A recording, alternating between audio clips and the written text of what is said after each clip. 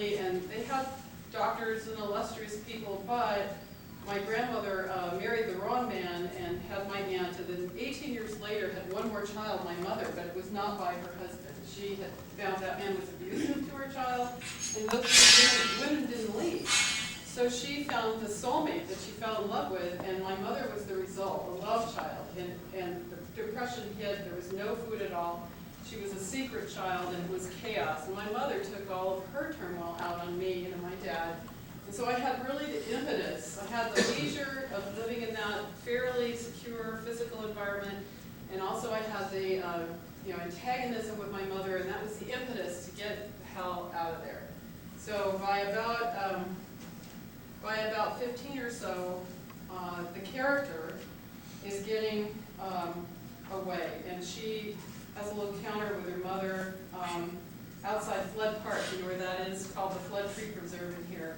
And her mother, she's gone to her best friend Abigail Abogado's house, and after one day while she was driving us home down the frontage road from my best friend Abigail Abogado's house, she started in on me again. She stopped the engine in the middle of the road. It would serve you right if your little friend Abigail knew what you were really like. I have half a mind to drive back there now and have you tell her. What do you think of that? I stared silently at the floorboards of the old 50 Chevrolet, gripping the rounded door handle with white knuckles. She turned to whip me with her car keys. I pushed open the door, jumped out of the car, and fled into the dark recesses of Flood Tree Preserve. Although I wandered home alone that night, I defied her. Things would never be the same. At 11, in my own way, I was already on the road. So here you have this character, Carolyn Ryder, who's taking to the road, and then she finds that she can't physically leave immediately, but by about 15, she's gone, pretty much. And it's a home of physical security, so she doesn't really know how to work or do anything practical. She's just sort of fleeing, and she's also fleeing into different values than she was prescribed to be the gifted, successful girl, and but she is finding herself drawn to other people. And here she talks about this other family, and she meets a woman named Emma, a girl older, Emma's eccentric parents lived in the part of Lower White Menlo Park that pushed against East Palo Alto. Instead of voting for Nixon, like my parents, they'd been driven here from back east. Emma said, labeled communists and pinko Jews. Her brother had been at the University of California, Berkeley. The family worried about him, said he'd had a breakdown. Skinny and ragged bearded, he was the antithesis of Emma. Though both had high IQs like me, she embodied her flesh, made friends through her pointed broad, then later no broad chest. At 17, Emma was a woman, and at 15, in the beginning of the sophomore year, I was a girl. Emma told me about Quaker meetings in Palo Alto, where I heard long-haired young students sing folk songs about peace. They needed fundraisers to help Negroes vote down south. Having been trod on by my mother, I identified with the Negro's plight right away. So that's how my character kind of gets involved with some of the movements that are just starting to go on. But if you grew up around here when we did, it wasn't happening in high school. I mean, it was not happening. And this book is really not about when it got real popular, which is a few years later, and even the straight kids would wear love beads on the weekend. This is really about when it was totally antithetical to do this stuff. I mean, it was not okay, and it was really, you were considered the scum of the earth if you dress like this. So that's when she starts doing it, and she's going to Menlo Atherton High School. Did any of you go there? Know about it? Okay, yeah, so she's going to Menlo Atherton High School, and she's supposed to be a gifted child, but she's having so many hidden problems at home, which they didn't talk about then, because it was uncool to, you weren't on Oprah talking about having a mother who was psychologically abusive or throwing the breakfast cereal at you. It was very uncool to talk about. So she's trying to reach for something beyond this, and that's where she meets people involved in civil rights, and later the Vietnam stuff comes into it. And then at one point, she finds herself identifying and helping those without a voice. And she gets into the other pioneering young people. It is very similar to the legend of St. Francis and St. Clare that occurred in Italy. in about the 11th century. There you had also a very affluent town. You had a bunch of people like Menlo Park. The parents were into making cloth of gold, and they were the Catholic Church was all about money at that point. Again, like, Menlo Park Presbyterian, when I went to school there, that's how it seemed to be. Everything was about money. Where did you shop? Although it was never talked about as money. It was about conformity and status and stuff and fitting in. And my character had a mother who was pretty insecure because of her life, so she was going against her more bohemian nature and trying to fit in with the system. I recently had a student, I teach creative writing in San Jose, and I had a student who was part of the DAR who was pushing me to join. My dad never asked about his family, so this lady said, can I check it out? And it turns out that we're 11 generations Americans on that side and settled in 1630. So I have in me the DAR, the early American Puritan, and the Bohemian, which is really an interesting mix. So different things happen to her. As she gets involved in some of the movements, like in Palo Alto, and she's hanging out at Kepler's and going to hear Ginsberg recite Powell and Furling Gelley read from her, reading Kenneth Patchen's love poems. She's not fitting into high school pretty quick, and she gets to go to Pacific High School up on Skyline Boulevard. Do any of you know about Pacific High School? It was the alternative high school then, and one of my classmates was Bob Weir. He was older than I, and he had just left. And those are the kind of people. Joan Baez was up there, so that's where I went to high school for a while. And while there was a place on University Avenue called St. Michael's Alley. You know about that? It's now an upscale restaurant, but it was a coffee shop then. And you could go in and hang out with Joan Baez and stuff like that. So that's what she's doing by this time. And one night she convinces her parents to let her, she and another girl who's 17, rent a place in Palo Alto, like an art studio just for like part-time use. So they rent a place in Palo Alto for $25 a flat. That was what it cost. It had a gas leak and everything. And the very first night she goes to the coffee shop and some older guy says, do you want to come see my etchings? Which she takes as, they're going to let me be in the cool group and see art. So she goes and the guy's running around after her. She gets back to the coffee shop and some pretty decent folk, jazz musicians, and take her to their place in Palo Alto.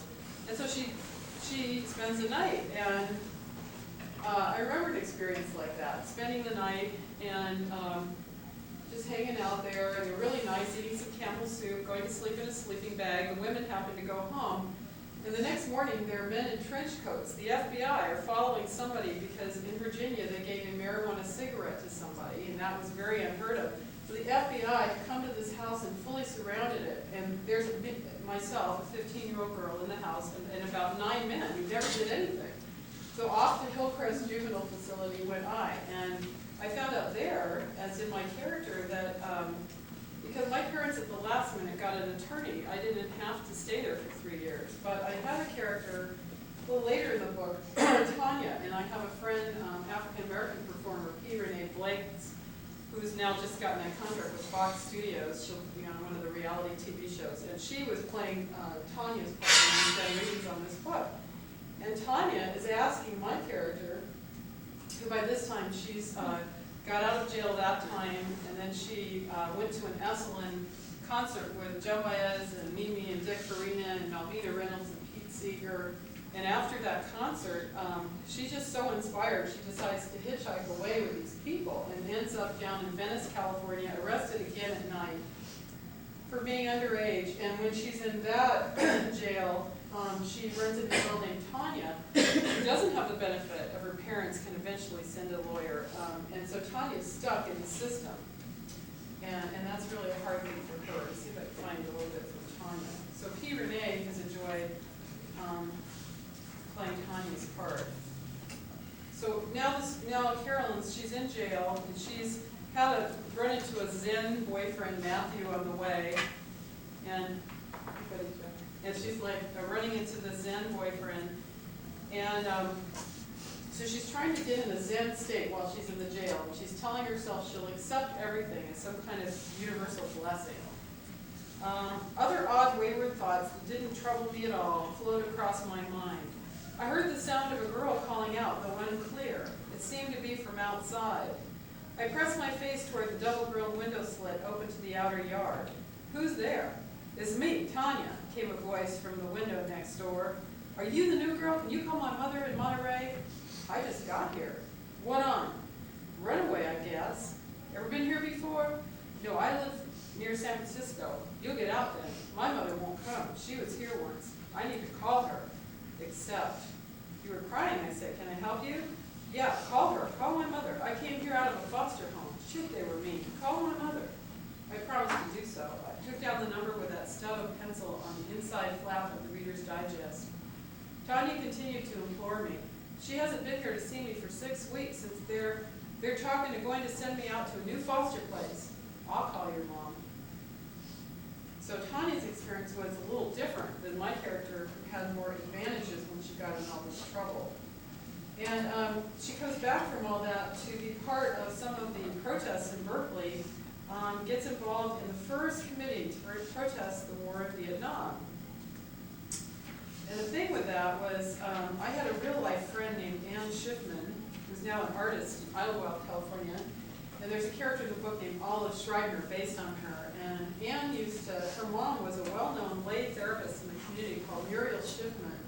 If you ever get a chance to get great books on psychotherapy, find Muriel Schiffman's self-therapy, Gestalt self-therapy. And I think that East-West might have some old copies. That's better than Freud. So her mom was, she was in a more liberal family, and she was older, and I could go visit her there. And she introduced me to some of the things that were going on back in Berkeley, where I had been born. And Berkeley, anti-Vietnam Day rally at last. A littered marketplace on a Saturday afternoon. I skipped down Telegraph Avenue at 3 o'clock for the big anti-Vietnam demonstration. Dr. Benjamin Spock, author of the liberal baby manuals that changed childbearing in our generation, would speak. I'm kind of jumping ahead to Spock. Dr. Spock told our parents to raise us differently. You know, if we cried, maybe we should actually get fed and help instead of on a rigid schedule left to scream. So we were part of the transitional generation, the baby boomers, kind of in between. It depends exactly your year. Now, Larry's year, they had left him to cry. It turned out about my year, we started picking him up. And it was a very year by year by year in there. Things were changing month by month. The consciousness was changing. And Spock talked to us, tall, gray. He was a nice man, like our fathers. He'd written the baby books we'd been raised on. Now he addressed us, his results. But he was for us, too. The warmth, like a little rainbow in the bright glow between the surrounding clouds, played over his sparkling silver hair. Our young faces and the deep coagulation of bodies from there back were serious and still, washed in gray. We waited like a whole body for its head, for wisdom to reach each cell with a thought, true thought. We'd all crowded here, drawn by word of mouth, many not understanding the pull that made us come to Berkeley, until Spock spoke, and a marching rhythm coursed through our consciousness. After he spoke, I was ready to march. I looked down at my newly sandaled feet and felt sure of them. We precocious children who come into the world after the shock of World War II had at last found a father we could respect and look up to. We were hungry for the few people older than ourselves who hadn't bought the post-war materialism of our parents. We found them here in inspiring figures like Malvina Reynolds and Benjamin Spock. They were forerunners, bright spots of singular light. They looked out at us old children and claimed us. So in the first anti-Vietnam Day march, folk singers sang about how from the beginning of time, warmongers believed they had God on their side. And you remember the Bob Dylan song about God on your side? I think I have the words of that song with me. This is a big song then. Sometimes I share this with a musician. Well, my name is nothing, my age it means less. The country I come from is called the Midwest. It's taught and brought up there the laws to abide, and that land that I live in has God on its side. And it goes on to say how in every war, supposedly everybody had God on their side. It talks about how the Second World War came to an end. We forgave the Germans, and we were friends. And although they murdered 6 million in the ovens they fried, the Germans now, too, had God on their side. And he goes on to the Cold War. I've learned to hate Russians all through my old life. If another war starts, it's them we must fight. To hate them and fear them, to run and to hide, and accept it all bravely with God on my side. But now we've got weapons of the chemical dust. If fire them we're forced to, then fire them we must. One push of the button and the shot the world wide, and you never ask questions when God's on your side. In many a dark hour I've been thinking about this, that Jesus Christ was betrayed by a kiss. But I can't think for you, you'll have to decide whether Judas Iscariot had God on his side. And so now as I'm leaving, I'm weary as hell. The confusion I'm feeling ain't no tongue can tell. The words fill my head and fall to the floor. If God's on our side, he'll stop the next war. So probably remember some of this. And that was, Bob Dylan was the poet laureate of our time. So this is, so she questions the war. And the other thing was that there was a radio announcer in Berkeley, a woman on a kind of liberal radio, very liberal radio station, and she said that she had this theory, and if she ended up dead, then we'd know it was true. And after she put this theory out that I would share with you, she did end up dead. So I don't know if it's true or not. But she thought that some of the, not all of it, but some of the heavier stuff that came in the drug community, just at the time that people were like really opening up and going to stand up for what they believe, that some of that might have been actually put there. And there was evidence of experiments in the army where drugs that were used in Nazi Germany were used again, people in the army, and then again, all of a sudden people are knowing friends in chemical companies who are offering these drugs, and so I'm a little atypical. I'm real into 60s values, but I'm really not super into the drugs. I'm not into drugs. I think I took my last aspirin in 1968. So I'm kind of into organic food and vitamins and water and meditation. So, I know people who are, I know the Cassady family, people are still into some of that mystique of them. And I can't tell you what to believe about it, but I think that a certain shadow kind of fell over it, and especially for people who are a little too young to choose. If you had 15 and 16-year-olds who are having trouble with their parents and they're half on the road, and people in their 30s hand them piles of white powder and say, this is cool, this is really cool, you get a lot of really diverse reactions. And you have people with, I think you have a lot of people with post-traumatic stress disorder running around from the war in Vietnam and also from that scene. Although some people, to be honest, practically as it became more popularized, most people in our generation are being truthful if they haven't told you they experimented with something. It's just not the truth.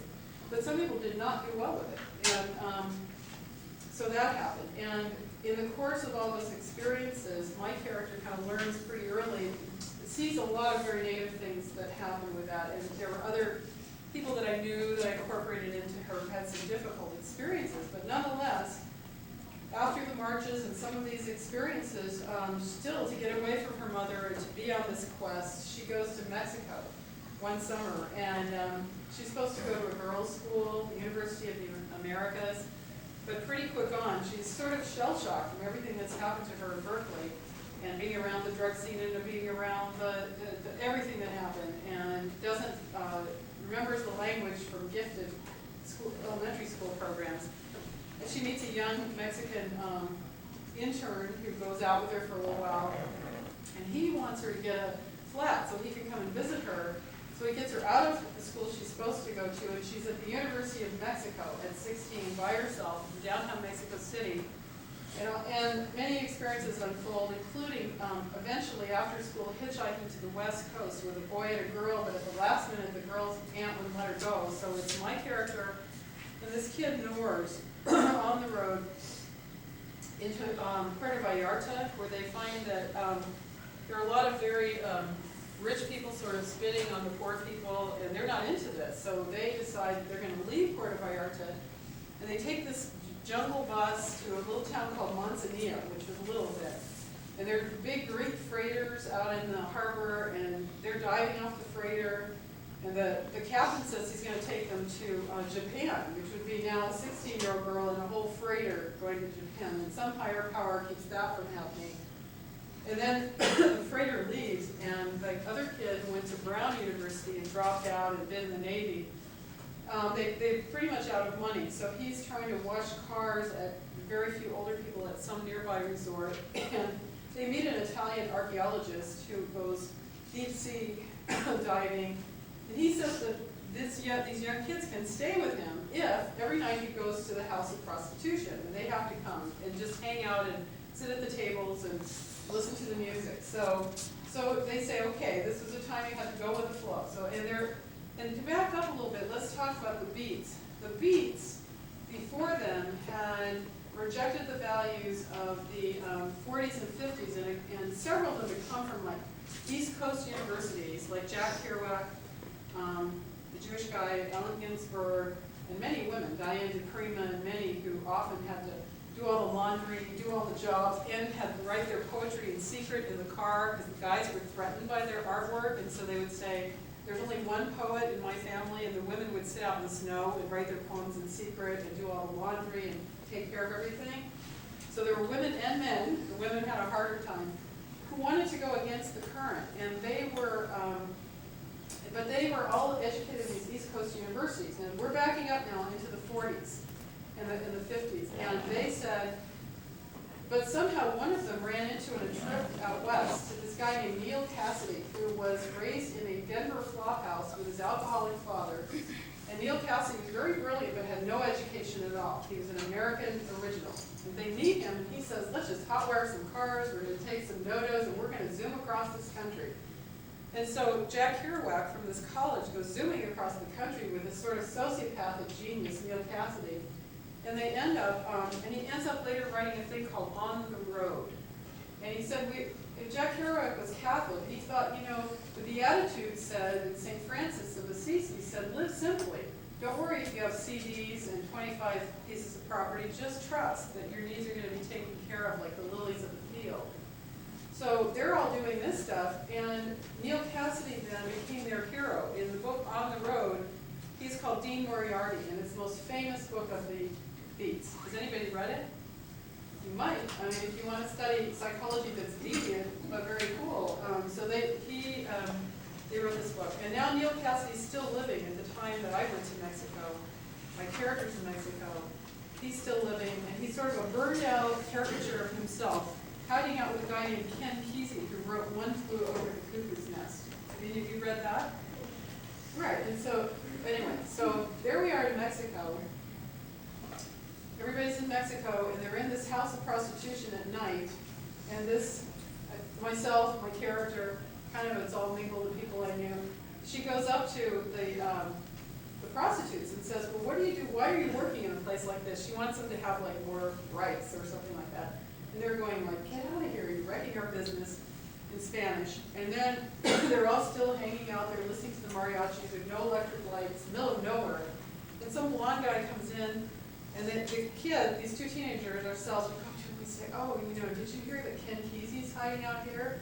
Or that Ken Kesey was a big counterculture hero here. He was part of the Fillmore dances. He had a place in La Honda, and he was really going against the system. Maybe too far into the substance abuse, but he was way into the system, against the system. So we think it's really cool. We've all heard he's there. And this guy goes, yeah, I'll take you there tonight if you're quiet. So we get our bags, and we get in this old International, we go zooming across the sand dunes, and we sleep in a house where there is Ken Kesey, his wife Faye, and 3 children, and his lady friend Carolyn Adams, who's the descendant of President Adams. She's 6 feet tall, and she's dyed her hair blonde. You know how two-tone hair is really in now, but it wasn't then, and she just had a baby that belongs to Ken Kesey, who has a wife, and his wife is hanging out with George. They're in some Bob and Carol and Ted and Alice communal living situation, which is my first introduction to alternative lifestyles. So anyway, this is going on. So this is going on,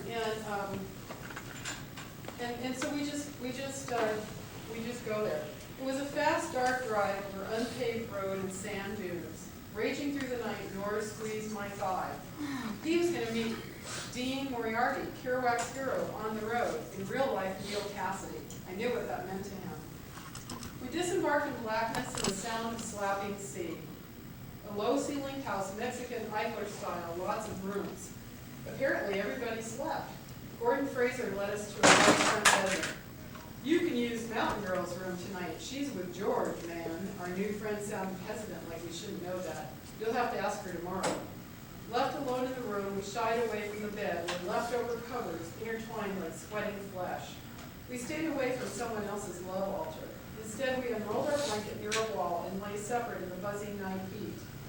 In the morning, the main room filled with racing children, long-haired men and women. The core group of merry pranksters. A woman plunked peanut butter and jelly sandwiches on long tables.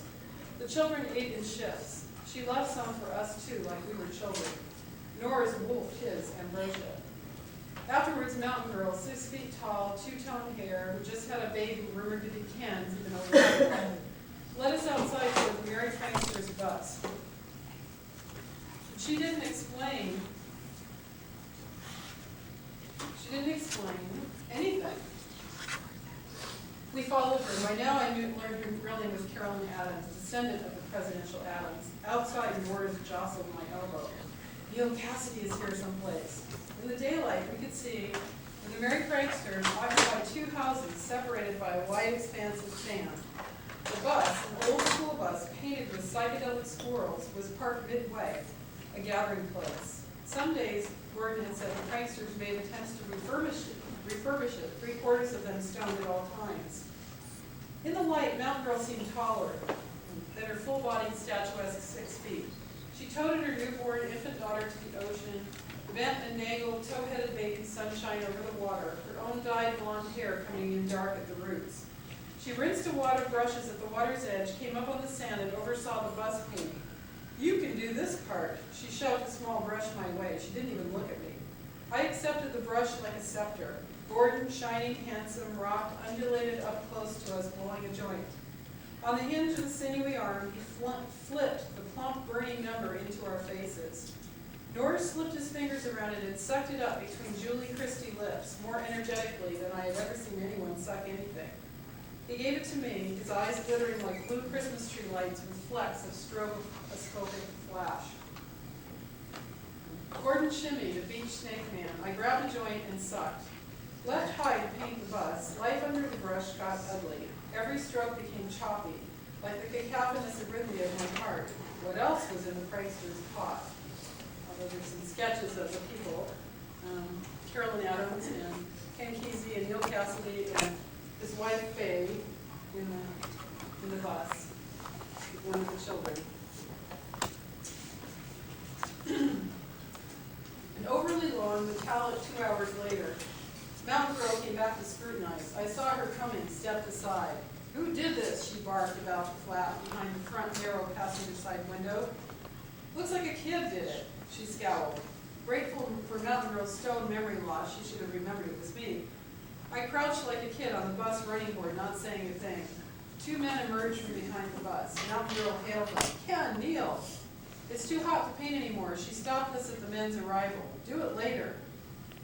The painting project dismissed, she navigated from tall hips toward a meaty, gold-haired man who slipped his arm around her waist. This must be Kesey.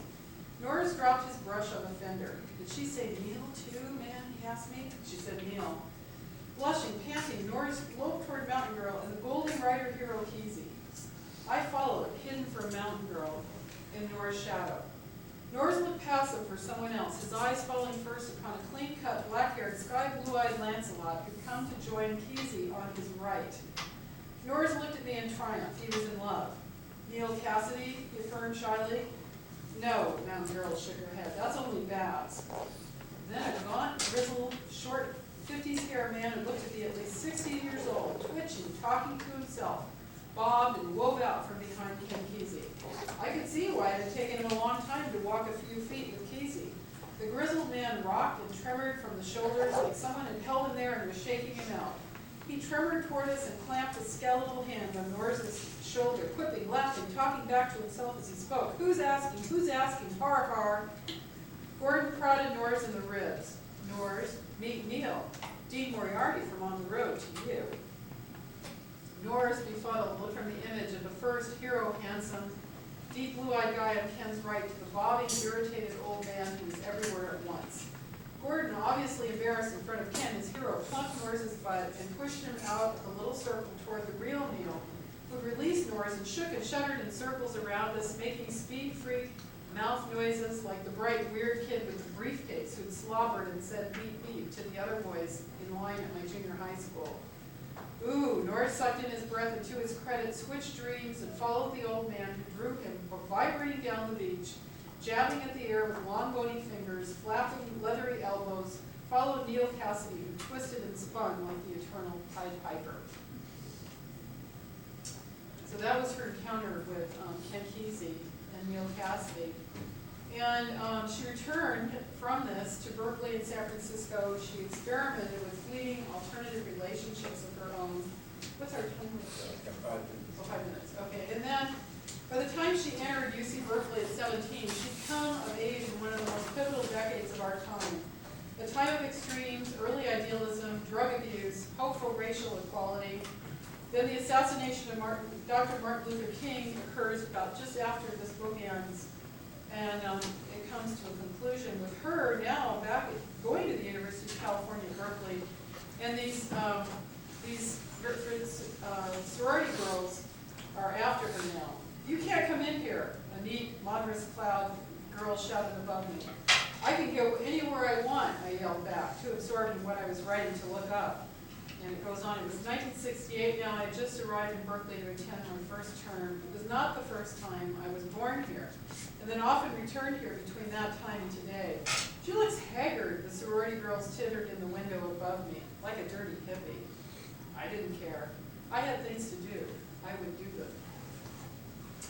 That's kind of a little bit of a journey through the book Born in Berkeley, which I hope elucidates a little bit about those times and influences. And if anyone's interested in the book, it's priced by, it's at Kepler's and stuff, and with the original art and all the tax and everything, it's $1967 after the summer of law, 1967. So if you're interested, offer to sign. Any questions? I realize we have just that amount of time. Or anything you want to add? Well, I remember you in Michael B. Davis's garage, and let's see, I had that's how it was. I was out socks, and I was just standing there, and my brother came in, and my brother says, "Now look at what do you do without your socks on, and without your shoes?" And you defended me. You jumped up and said, "He can do anything. He can do your shoes." Right. She defended me, and I thought, my God, the rest of the night, I stayed glued to her, and I said, "Oh my God, you are not only verbally precocious, but you have a morphologically, structurally, my heart is just beating real loud." But I was mute then. I said maybe all 4 words. Hello, goodbye, how are you? Done. And she had this advanced vocabulary. I had no vocabulary. She was 15. I was first year in college in bonehead English, struggling, near failure, and I could only say a few words. Like, I couldn't say even the word precocious. Or I take copious notes. My vocabulary was all up.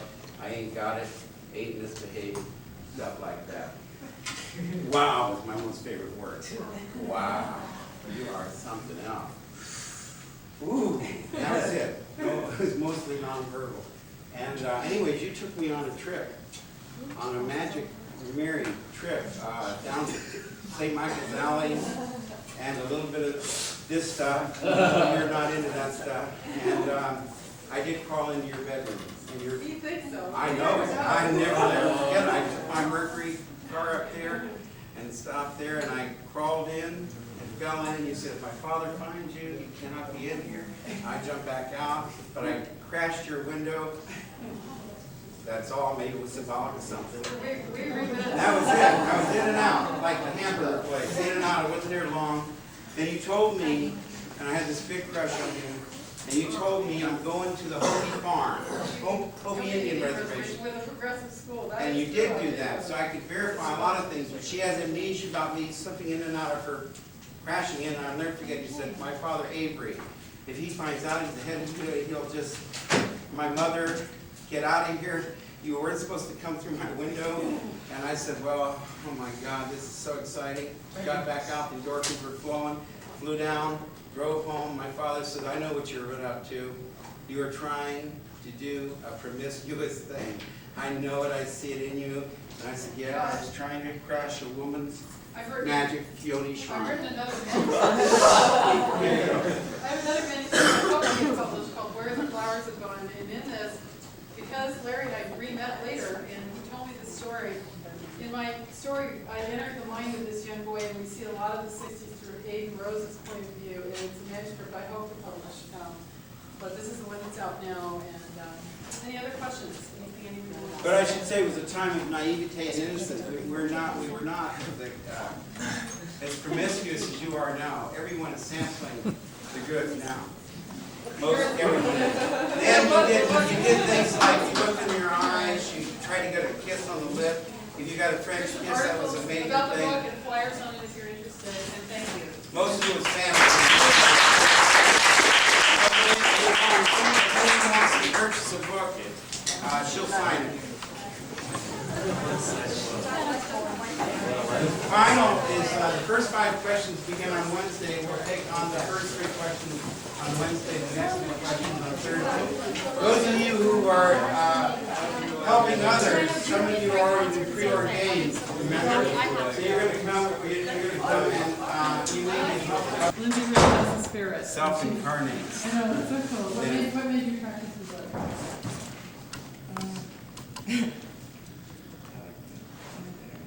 The air is interesting. So she's somebody who really is capturing that spirit. Now you have to look up. Reborn. Okay. What's your all full your- name?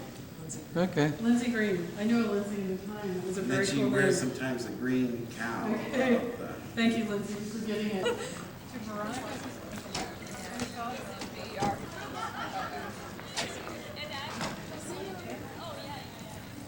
In other words, she could be your existential daughter. She could be your love child. Hard and creating reality as she went. So I turn you then to Lynn Rogers. We'll interact. Oh, we'll interact, okay. Just finished presenting for the group. Welcome. So how many of you can remember that time? Okay. Very cool. This is Barbie Crumb. Hi, Barbie. She thinks she knows somebody that knows Gerald you. Diegelman. You know, right, because I showed him your book. Diggy, yeah, Diggy was a little bit older than I am. He and Carol were on the other side of the house, but I rented a fellow named Mike Glenn. Right. And we were still a teenager. I was. He apologized, he couldn't make it. Tell him hello. Okay. So I just recently published a book called Born in Berkeley, and it is about my character who draws from my experience and that of others. Carolyn Ryder comes of age in our area from the mid to the late 60s. And it's a period that I like to call the beat hippie axis, because there were beat people. For example, Jack Kerouac wrote a book called On the Road. And if you look back after World War II, after a sort of a more heroic war, supposedly, there was a return to the nuclear family. So many had died. There was a great emphasis on birthing children. It's interesting how the fashion for how women are supposed to look has varied over the eons. And after World War I, people got into war and the soldier buddy look was in. So it wasn't okay for women to have breasts. They were into breast binding and flapper clothes. But after World War II, it was very important to have children. And so you had the Jane Mansfield bras, and there was a great, beyond the superficiality, there was a great return to the nuclear family. Gadgets and suburban houses were available for everyone. And finally, after war, there was this upswing of opportunity for kids to have a little more nurturance in safer neighborhoods than we have now, and to question values. And my character, Carolyn, had a mother who probably had a few bohemian leanings herself, but she didn't do what the Beats did. She was trying to live out what I call Tupper's Park life. How many of you know where Suburban Park is, down by Flood Park? You know where Flood Park is? Yeah, so that's where the book is set, actually, and it's called Tupper's Park. And so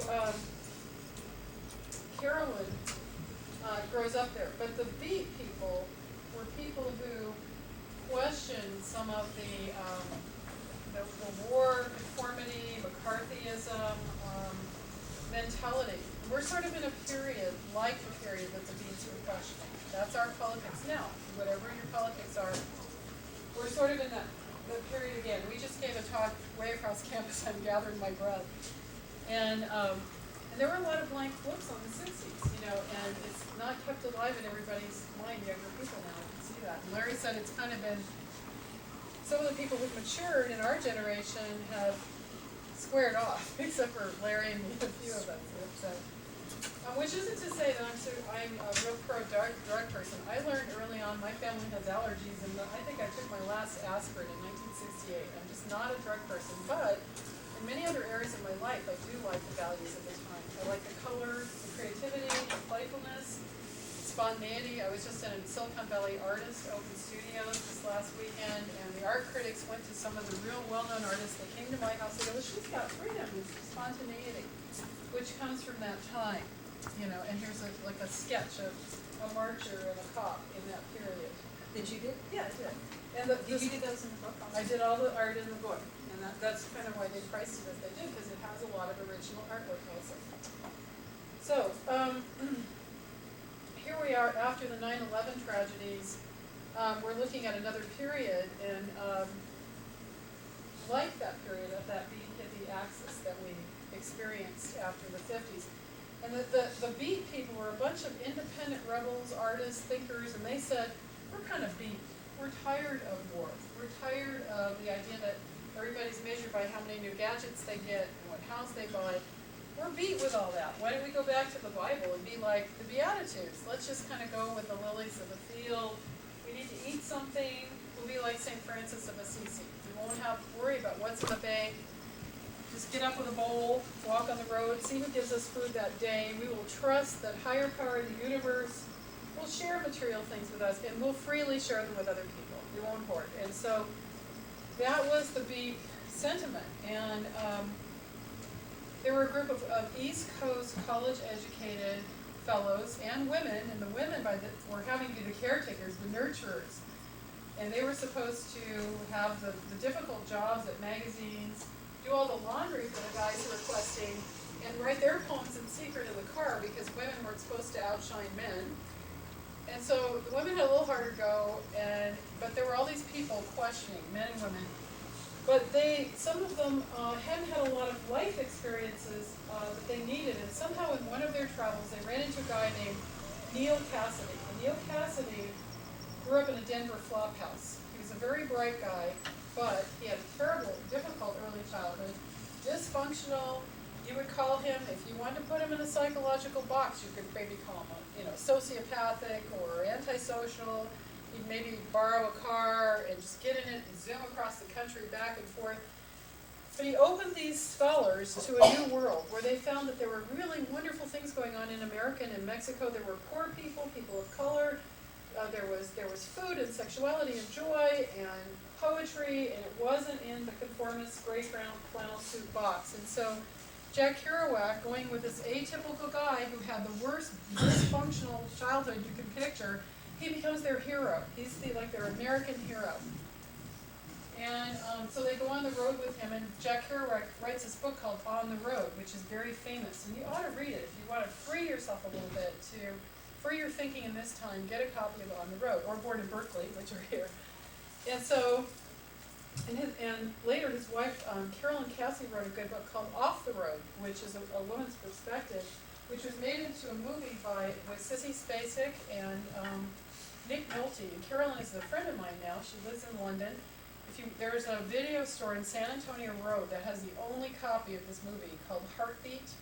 And it talks about these people, this man that I knew, Neal Cassady, and you can get it on, I think it's El Camino in San Antonio has it, ask for Heartbeat, if you want to rent the video. But anyhow, so that was the Beats, and they all kind of came together and started writing and singing and doing jazz, and they were picking up on a lot of the African-American traditions of jazz, and there started a little thing that went against the grain of American culture.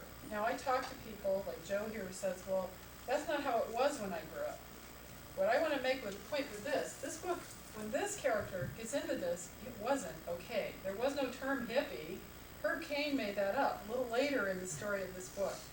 And once it became popular, a few years after we went to school, then everybody who was very, very conservative, it was the thing to do to go to Macy's and get like bell-bottom pants. We had gone to the Salvation Army, the thrift store.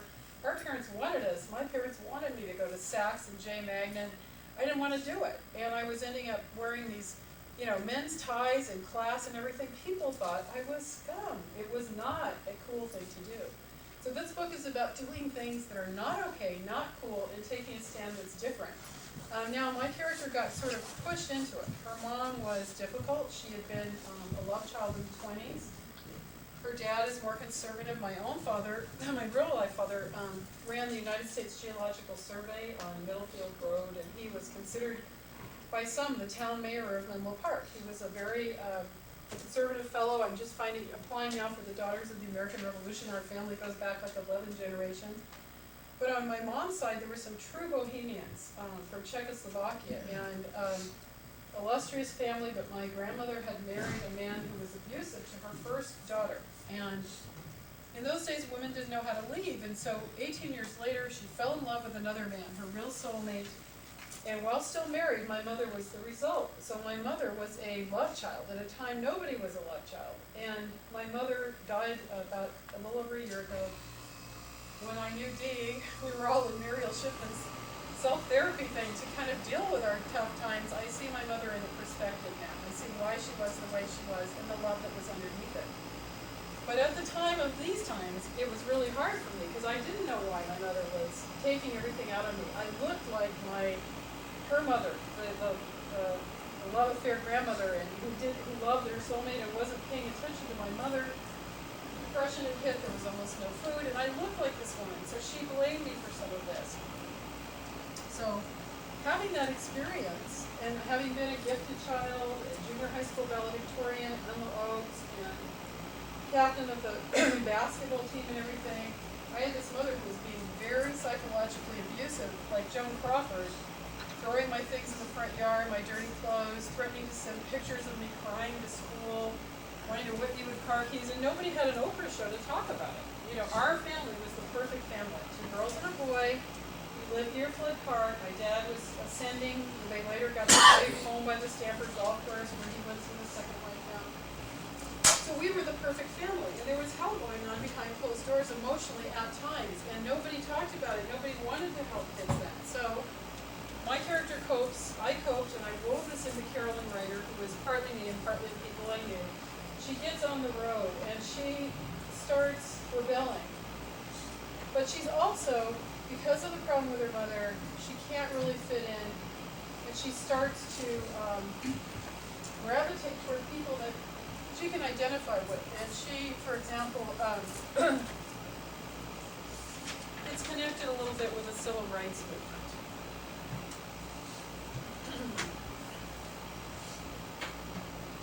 And it was actually the people who helped her connect with the civil rights movement were this weird brother and sister who lived kind of in between West Menlo and East Palo Alto. This weird brother and sister whose names I can't know anymore because I turned them into Emma and her Emma. Michael and Susan Davis. I had Emma Smith. I changed them. Now they're book characters and they changed. Now I see them as characters. So they were there, and they were, and Emma, or Susan Davis, started introducing me to her counterculture friend. She was older.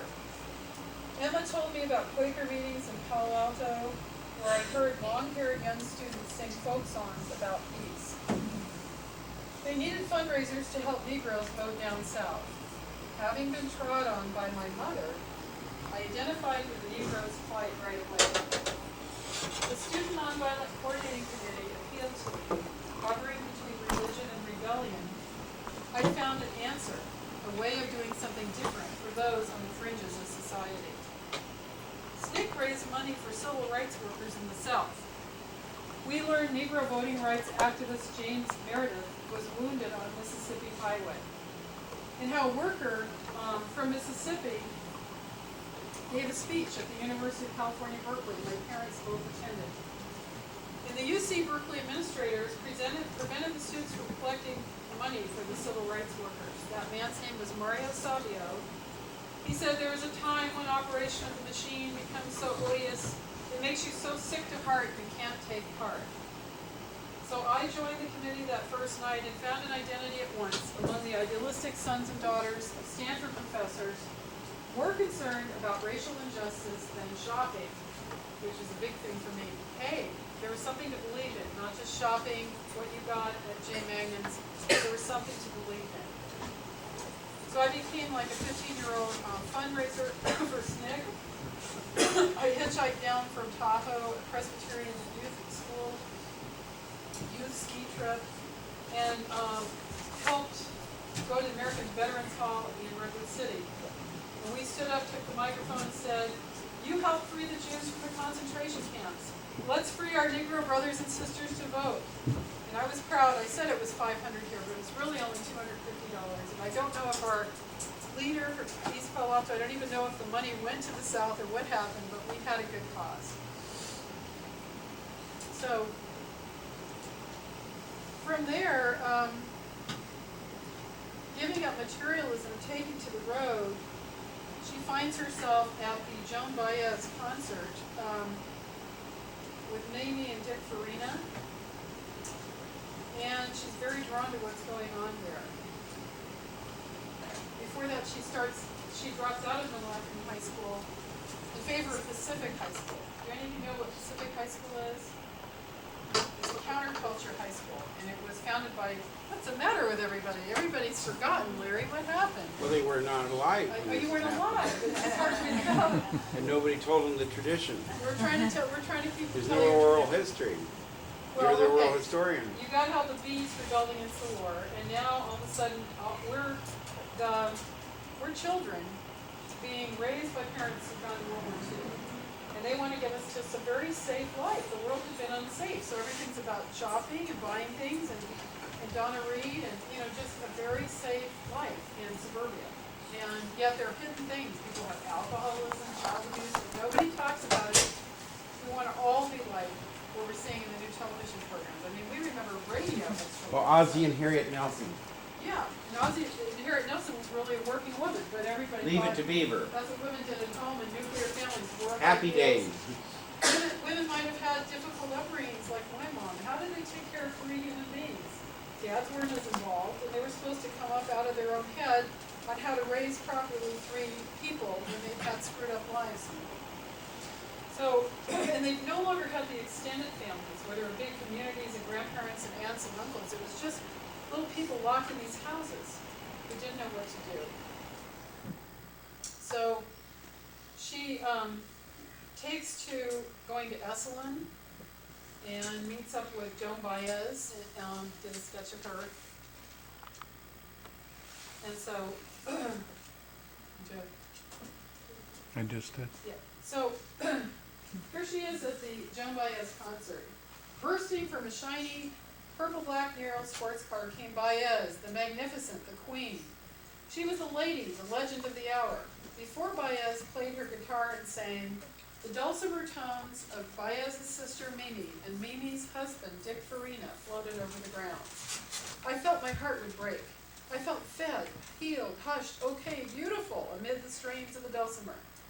The crush and throttle of the packed crowds of seeking spirits who came to see Joan, Malvina, Pete, Mimi, and Dick, so young he would soon be dead, weave the mystery of sea and sky and protests against wrongdoing into the celebration of these emerging 60s. But then I was only a child, or was I? Only an onlooker, too young. No, I felt okay here. I sucked the sea and sounds until the sun and later ocean, mist, spray washed me clean enough of all the hurt, so that on blind happy instinct, I decided after the concert, to move up the road with the rush of people, follow them into the future, wherever they might go. I would not go home. No, I would hitchhike away, down the road, and follow that beat. So there I was, 15 years old, there she is on the road, hitchhiking, 15, finds herself in Venice, California, outside of some Purple Onion folk bar, and she's staying in a VW bus, and she's a good middle-class girl, and she's not sure what to do about it. She's feeling very awkward with this Zen boy about sex and everything. At 5 a.m., after thinking for a long time how uncool I was, unable to get back to sleep after this, afraid to move to the left and wake him, or to the right and wake him, I decided to brush my teeth. I stumbled out of the van toward a faucet at the front of the building. Cars rumbled in the dark. Water sprayed up from the public water fountain near the curb leading to the beach. I spread Colgate from a smashed tube onto my brush, bent toward the lush water sparkling in the dark, and then a male voice stormed, "Stop!" Heard it out of a hollow in the dark behind me. Hairs erected on my neck. Suddenly the sky was flooded with light. "Orange County Sheriff," a voice announced. Chapter 6. "Shall I get her?" asked another. Hard soles slapped the pavement, then stopped. "No, I'll do it." On the way to the station, I wondered why they hadn't believed me. And so she gets, she's in the very degrading kind of nude bending and washing and all the stuff she has to do, and she ends up in this little cell. And next door is a black girl, could be Hispanic, I think she was black. And she doesn't have the advantages that Carolyn has, and so Carolyn's trying to be a writer, writing things on the Reader's Digest in the cell, being really cool. And I press it. She hears a sound. I heard the sound of a girl calling out, though unclear. It seemed to be from outside. I pressed my face toward the double-grilled window slit open to the outer yard. "Who's there?" "It's me, Tanya," came a voice from the window next door. "Are you the new girl? Can you call my mother in Monterey?" "I just got here." "What on?" "Runaway, I guess." "Ever been here before?" "No, I live near San Francisco." "You'll get out then. My mother won't come. She was here once. I need to call her." "Except." "You were crying," I said. "Can I help you?" "Yeah, call her. Call my mother. I came here out of a foster home." "Shit, they were mean. Call my mother." I promised to do so. Took down her number with that stubborn pencil on the inside flap of the Reader's Digest. So this was a different experience if you had a family that had any money and could help you versus those that didn't. But she does return from this, and she gets involved in the anti-Vietnam march. That first march, the first anti-Vietnam march, a swirling human spiral, swept the streets with new hope. At the rally, the folk singers had sung about how from the beginning of time, warmongers each believed they had God on their side. They sung about Germans and Russians and ourselves, each hating the other, pointed out the irony of each one being right, denounced the concept of war. Today, pushed ahead by the others in the front row, I knew we were right. This night we had God on our side. By the next day, I was convinced we had changed the entire world. I was dismayed when the San Francisco Chronicle said there were only 3,000 of us. We knew there had been 10,000 or more, but by now we were learning the establishment lied. So from this, what happened at that point is a lot of, there are theories that as the political ferment was really heating up in Berkeley, but there were people who didn't want it to happen. And all of a sudden, everybody knew somebody at a drug company who could get you this or that. It was, and there was a theorist who said some of that was even drugs that were used in the army that may have come from Nazi Germany. A lot of that got pushed into the community, and all of a sudden, everybody's pretty overwhelmed with that experience. And so all of the peace and a lot of the stuff, why it isn't moving as much, and it becomes a different sort of movement with writers like Ken Kesey, who are older, saying, who wrote One Flew Over the Cuckoo's Nest, you know, let's turn on everybody to these things, even young kids. And I'm so into 60s values, but like I said, the drug part of it, I saw so much trauma from that all around, and I think that a lot of people carry post-traumatic stress syndrome from the Vietnam War, from the drug scene. Not that, if you ask people in our generation, and you ask them if they ever tried anything, and someone says they never did, they're probably lying if it wasn't even a little bit of something. And some people had a different experience. But this character gets on, she's fleeing the mother, she goes down to Mexico for the summer, but now she's been around a lot of traumatic events, and she runs in, on her travels, she and another guy, young kid, are hitchhiking along, and they run into people hiding out with Ken Kesey, who take them to hide out with a famous author. And now comes this man, Neal Cassady, and he is, Neal Cassady was the beat icon, remember, that guy from the Flop House. So, let's see if we can read anything from this news article that mentions my book.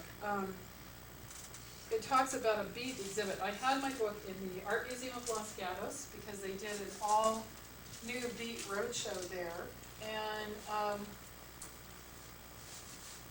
Neal Cassady immortalizes Dean Moriarty and Jack Kerouac's On the Road. He knew Kerouac, poet Allen Ginsberg, and painter, poet, or publisher Lawrence Ferlinghetti, the guy who collected the photos. Let's see if they talk in general about him.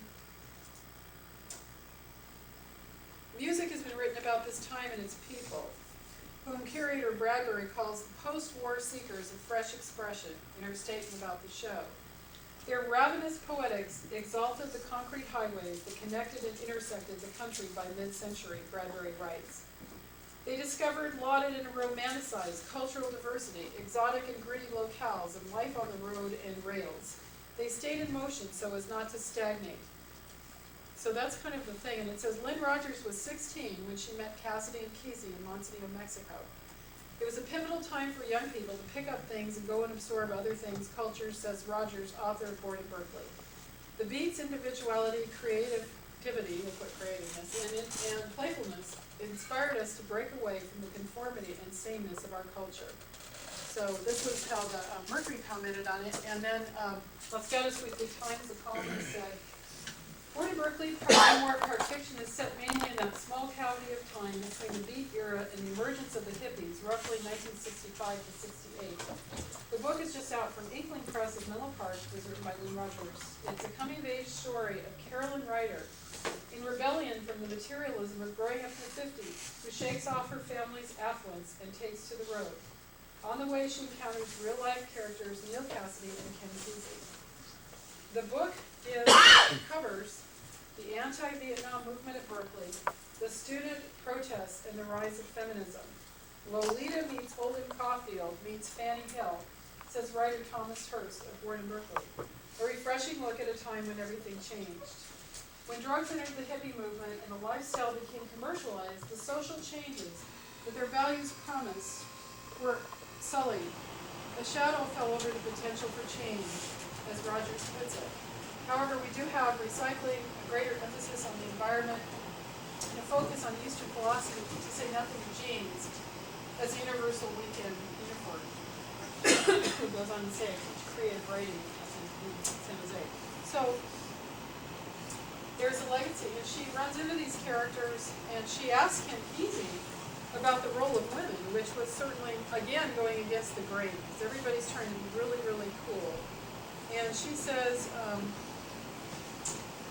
that night, she says, in the bungalow, the women wash the dishes. This is in the darkness of Mexico, where they're hiding from the FBI and Ken Kesey. Bake the hashish brownies. That night, outside with Ken, Gordon, and Norris, and Neal, and the handsome guy, Babs, and Zorro, and a few others, I asked why this was so. Why do all the women have to do the domestic work? It's arbitrary, kid, Gordon quickly defended. Like it could be the people with blue eyes. Then why isn't it, I wonder? Ken Kesey got more and more reflective. So she's even questioning this. And Neal Cassady, the famous guy, drives her and her friend Norris over the mountains back into Mexico City. He takes off so quickly. He's known for fast driving, but she has no passport, and he's stuck in Mexico for another month. Finally gets out of Mexico and returns, of all things, to high school, at Menlo Park High School. Wow, what a culture shock. And from there, she finds herself fleeing to Palo Alto, where there are a lot of sort of hip places to go, and she starts hanging out with two young women that were well known at the time, and they become a trio of sort of counterculture young girls who are wandering the streets of Palo Alto and more. And they have many alternative relationship experiences. And as Larry said, the relationships, it was kind of like serial monogamy. It wasn't really polyamory or polygamy or polyandrous. It was like idealistic serial monogamy. There was friendship and love and sweetness even for a moment, and sometimes longer. So that's how it was. And it was different, I guess, than now. They'd come out of a much more repressive time. So looking at some of these alternative relationships, just give you a sample one for chapter 17.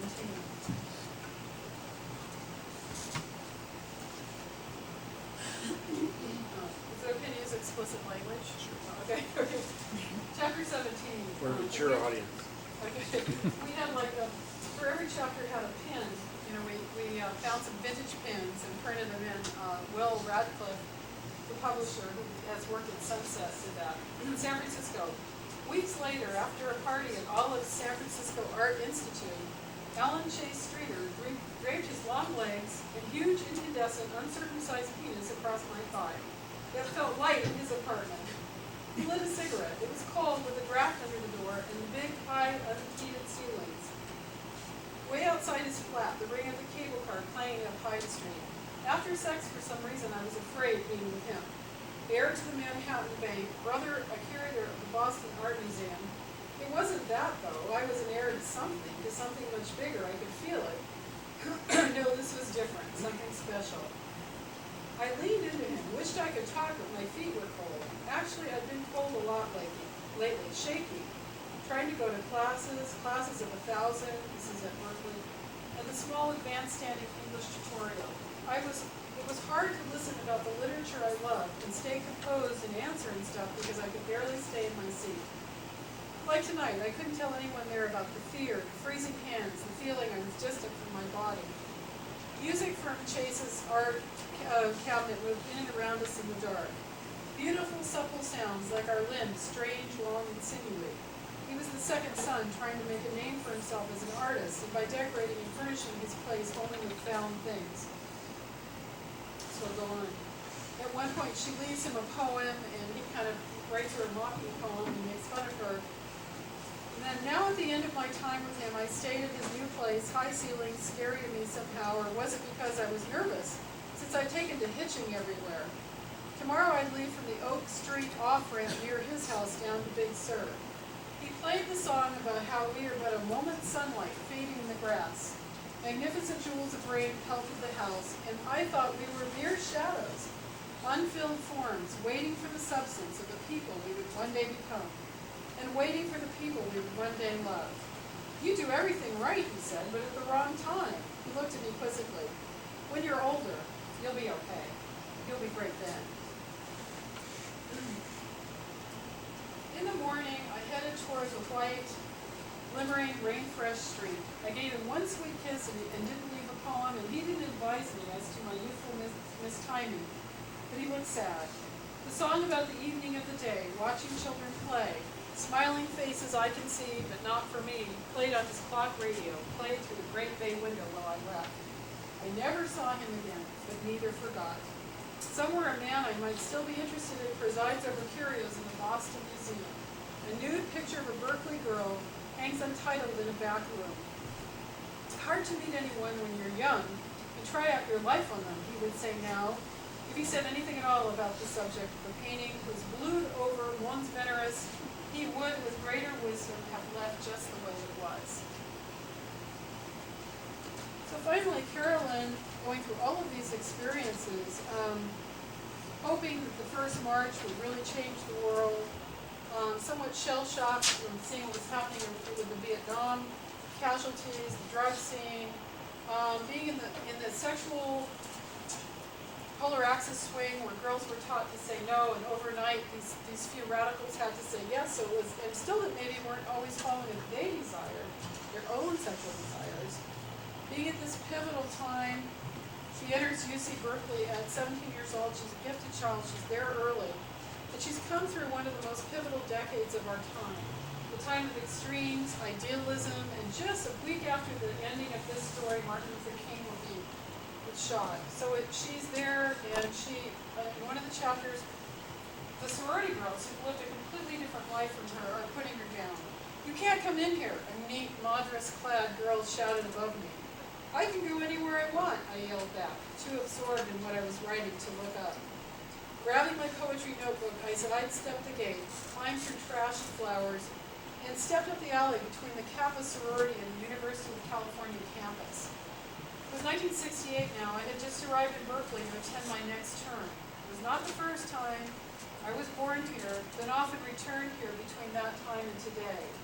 She looked haggard. The sorority girls tittered in the window above me, like a dirty hippie. I didn't care. I had things to do. I would do them.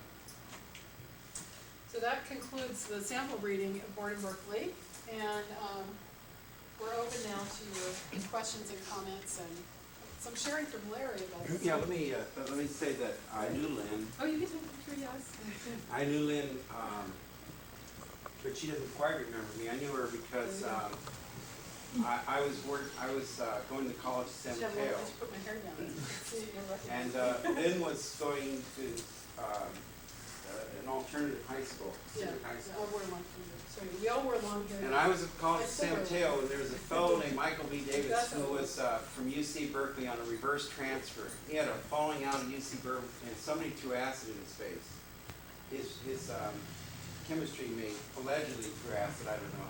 So he claimed to wear a goatee and a scraggly beard to cover the marks from the sulfuric acid that was tossed on his face.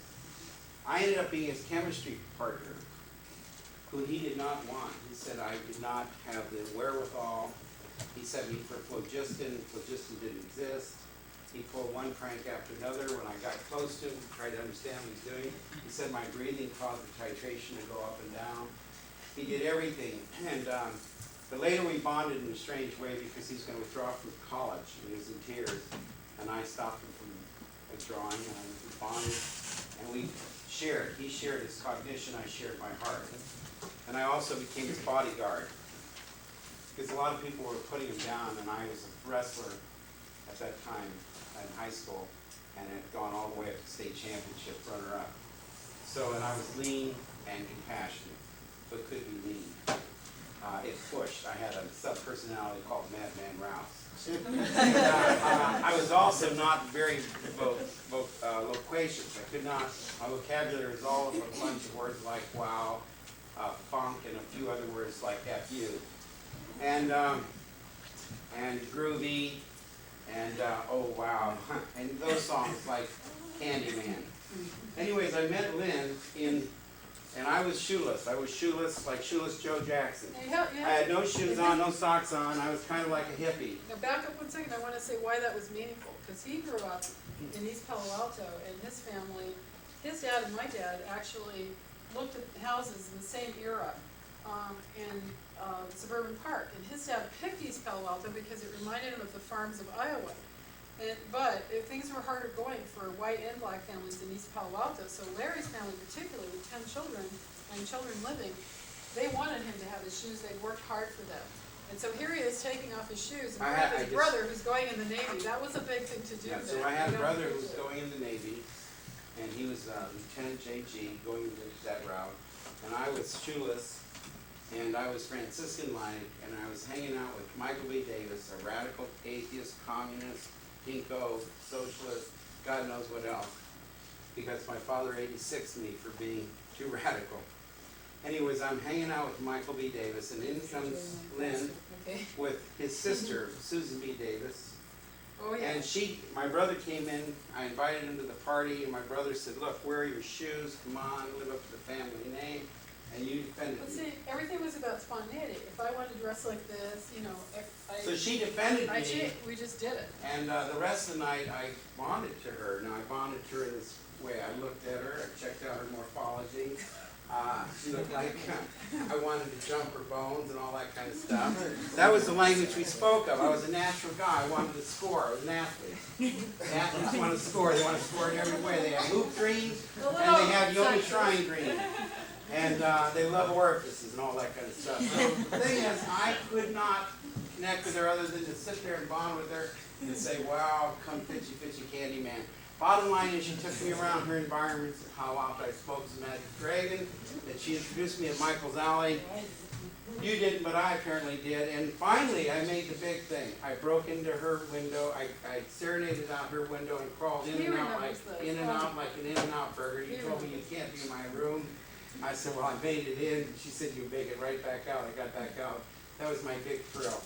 She then, symbolic breaking of the hymen of the Yoni Shrine. Now, the thing is, symbolic only. For me, symbolism, iconic communication was great. Got the endorphins going and all that. Norepinephrine, serotonin. The bottom line is, I was crushed when she said, I'm going away to the Hopi Indian reservation. part of the progressive school. We were gonna just live with the Hopis instead of go to high school to learn things. So And that's she had become For like a a month. fire princess, and I just said, oh my God, my heart was going pitter patter. He was I in was college, reading I was in high school. Poems from Gibran, like love knows not its own depth until the hour of separation. Thing is, there's no reciprocity whatsoever. I had a crush on her. I was just a satellite, one of her many moons spinning on her benign orbit. I think I was a having my daily own show. participant, or participant.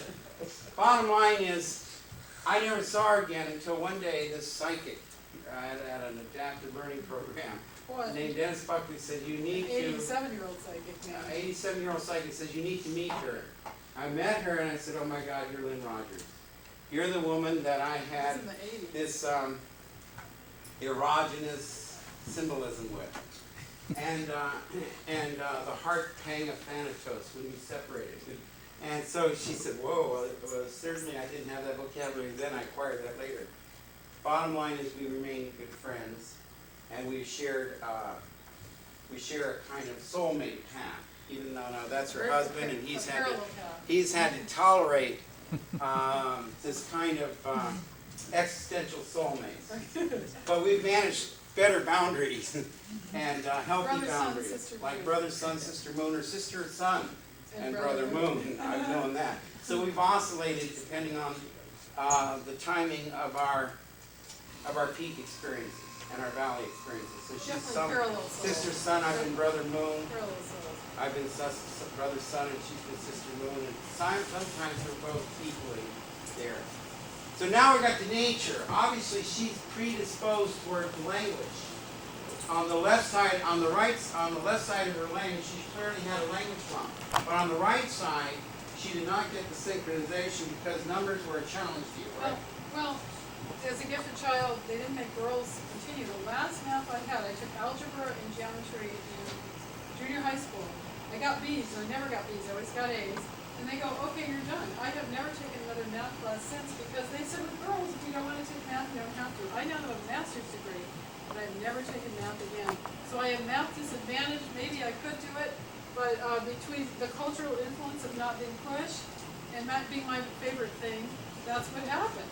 You know, so there's that. Now, Lynn, you are also a woman of fecundity. Yeah. Yes. Now, fecundity means you run sensually hot. Really? Okay. Yes, I would say you What a run hot. compliment, sir. And you're not an Iceland queen. You are a fire princess. Well, I'm certainly a creative Now, Joe, artist. forgive me for my references. Presumption. Are we running out of time here? We're running out of time. But I think that's beautiful. That's that Slavic, beautiful, sensuous compliment, morphology that rhythmically goes 24/7, even into the seasons of your life. Well, that's certainly a compliment. And now, with well-managed boundaries, it's only an observation, not as a participant observer, but just as an observer Anybody have a from closing afar. question? If anyone would like the book, author will sign. We have some today. They're also available, a few copies of Kepler's. And there's going to be a book signing at the Willowbend Cafe Friday night, a free signing, and 60s music. Somebody coming to accompany the book. That's a free question. No, it's a book, it has a price. It's 1967, up to the summer in Robert. Pay postage.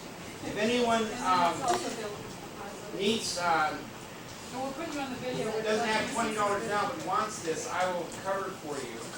And then you can pay me back later. I'll write a check and cover it for you. The other thing I wanted to say is that from the theoretical orientation, if I were to place her in a theoretical orientation, she, in my heart, has always been an existentialist, but she's also a transpersonalist. By transpersonalist, she's very psychic. And she has the ability to tell you things about yourself called readings, based on a few cues like your date of birth and things like that, from the Edgar Kesey tradition. She also believes that this is not our beginning and end, this temporal life, that we've been around and around and around before, something called reincarnation. For example, she believes that Joe, I, and her have some kind of triangle in a past life. Could be, you never know. And now she'll say it's a working I'm also a hypothesis. Christian mystic, so I just consider myself a philosopher. Now I have the intuition that we've been around before and before and before because we wouldn't have had this instantaneous rapprochement and before, unless we've been around and around trying to work out issues, we've also had to deal with issues that are probably transhistorical.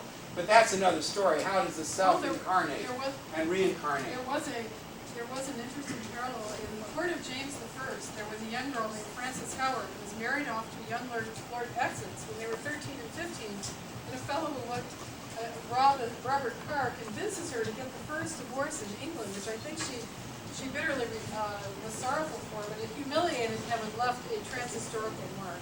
Does anybody have a question about the book and about the time, or a comment that you would like to share? So I would put her in the existential transpersonal categories, question number 1. Number 2, she's predisposed towards some precociousness, but did she ever have nurture, and her nurture included all the adversarial forces of the 60s, which in the opponent process made the crucible of her very unique. Well, thank you very And much. you had that question right there somewhere. Who had a question? Anyone have a question? In the sounds of silence, we have Lorenzo and Berlin, with of course Joseph and the Major. Well, thank you very We'll much. see you.